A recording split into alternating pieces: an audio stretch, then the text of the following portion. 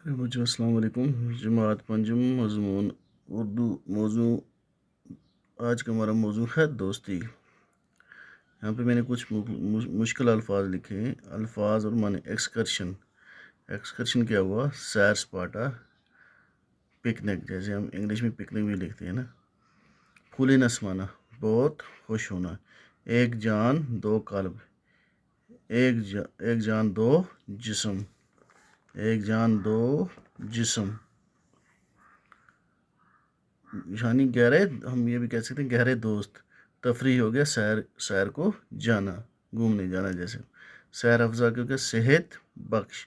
بے بسی، بے اختیاری، مجبوری.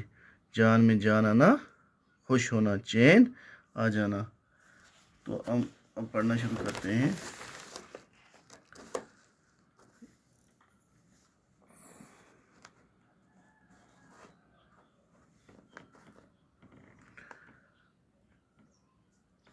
کیا پھولے نہ سمانا، ایک جان دو قالب، تفریح صحت افزا، دوستی.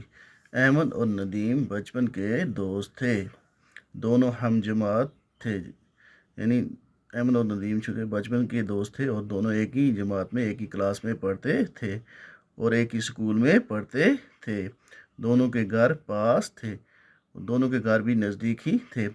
اسکول بھی ایک ساتھ جاتے. پڑھائی ہو یا کھیل کود، دونوں ساتھ ساتھ نظر آتے تھے. وقت گزرنے کے ساتھ ساتھ ان کی دوستی گہری ہوتی گئی. جیسے جیسے وقت گزرتا گیا ان کی دوستی بھی کیا ہوتی گئی؟ گہری ہوتی گئی. گرمی کے دن تھے. اسکول میں ایکسکرشن کا پروگرام بنا. بچوں کو جب اس کی اطلاع ملی تو وہ بہت خوش ہوئے. خوشی سے پھولے نہ سمے جائیں. یعنی جب بچوں کو پتہ چلا کہ ایکسکرشن ہونے والا ہے تو وہ بہت خوش ہوئے. پکنک کی تیاریاں زور و شور سے شروع ہوئی. لڑکوں نے اپنی الگ الگ ٹولیاں بنا لی. ایمن اور ندیم نے بھی کچھ لڑکوں کے ساتھ مل کر اپنی ایک ٹولی بنا لی. پھر آپس میں طے ہوا کہ کون کیا کیا پکوان گھر سے بنا کر لائے گا. یعنی گھر سے کون کیا کیا پکا کے لائے گا.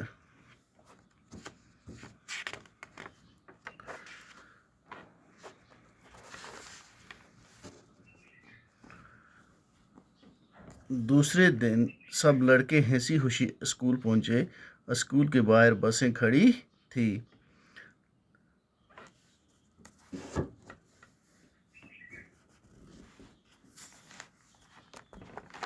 لڑکے ان میں سوار ہوئے.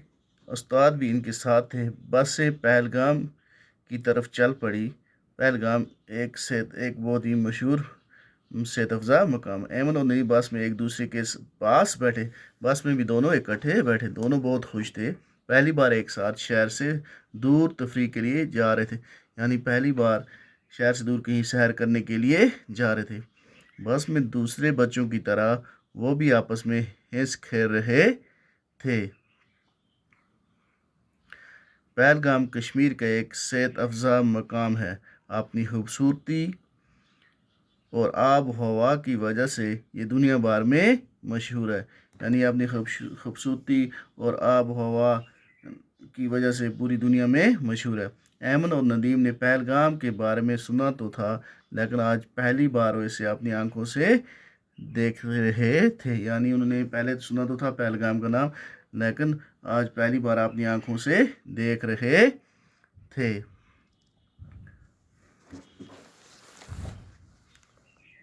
تھوڑی دیر گھومنے کے بعد سب لڑکے کھانا کھانے کے لیے ایک جمع ہوئے. جب وہ پہلگام پہنچے، پکنک کی اسپاٹ پر پہنچے، تو تھوڑی دیر گھومنے پھرنے کے بعد ایک جگہ جمع ہوئے.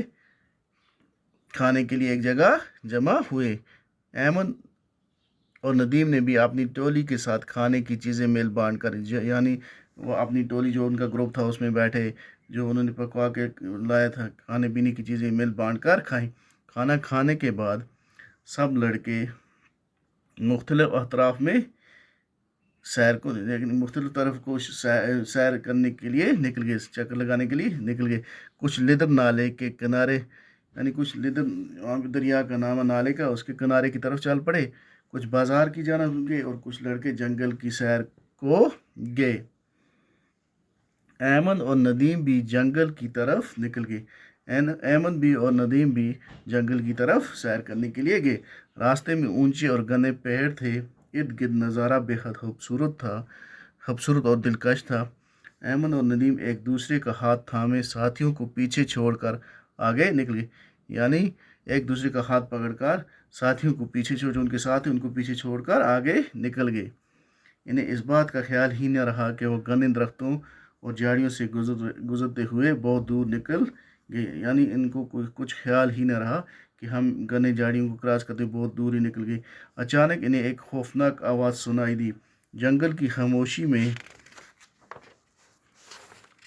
آواز نے دونوں کو ڈرا دیا۔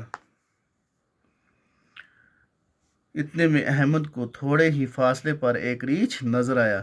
ریچھ ان کی طرف آ رہا تھا۔ احمد نے ندیم کا ہاتھ فوراً جھٹک دیا، یعنی احمد نے ندیم کا ہاتھ چھوڑ دیا اور پھرتی سے ایک پیڑ پر چڑھ گیا اور تیزی کے ساتھ ایک پیڑ پر چڑھ گیا۔ ندیم نے جب ریچھ کو اپنی طرف آتے دیکھا تو اس کے منہ سے چیخ نکل گئی۔ اس نے احمد کو پکارتے ہوئے کہا، احمد مجھے بچاؤ، مجھے پیڑ پر چڑھنا نہیں آتا۔ پھر اس نے چیخا چلایا کہ مجھے پیڑ پر چڑھنا نہیں آتا، مجھے بچاؤ۔ احمد پیڑ پر سے ندیم کی بے بسی کو خاموشی سے دیکھتا رہا۔ ندیم کو گھبراہٹ میں اور کچھ نہ سوجھا، وہ زمین پر لیٹ گیا، آنکھیں بند کر کے اپنی سانس روک لی۔ ایسا لگ رہا تھا جیسے وہ مردہ ہو۔ پھر اس زمین پر لیٹ گیا، پھر اس نے آنکھیں بند کر دی اور سانس بالکل روک لی، جیسا کہ وہ مردہ ہے، یعنی مرا ہوا ہے۔ ریچھ نے قریب سے آ کر ایک لمحے کے لیے اسے سونگھا اور آگے بڑھ گیا۔ تھوڑی دیر کے بعد ندیم نے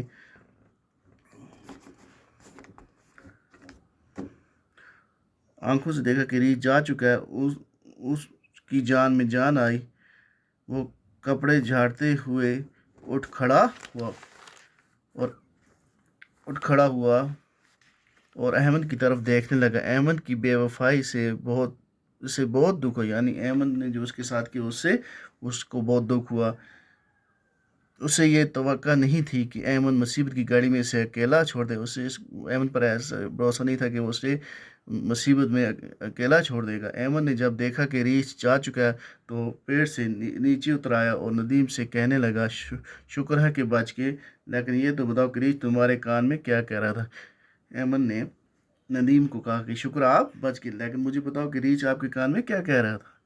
ندیم مسکرا کر بولا، ریچھ مجھے کہہ رہا تھا کہ دوست وہی ہے جو مصیبت میں کام آئے۔ آیا سمجھ؟ آج کے لیے اتنا، کل ہم اس کے کوشچن لکھیں گے، سوالات لکھیں گے۔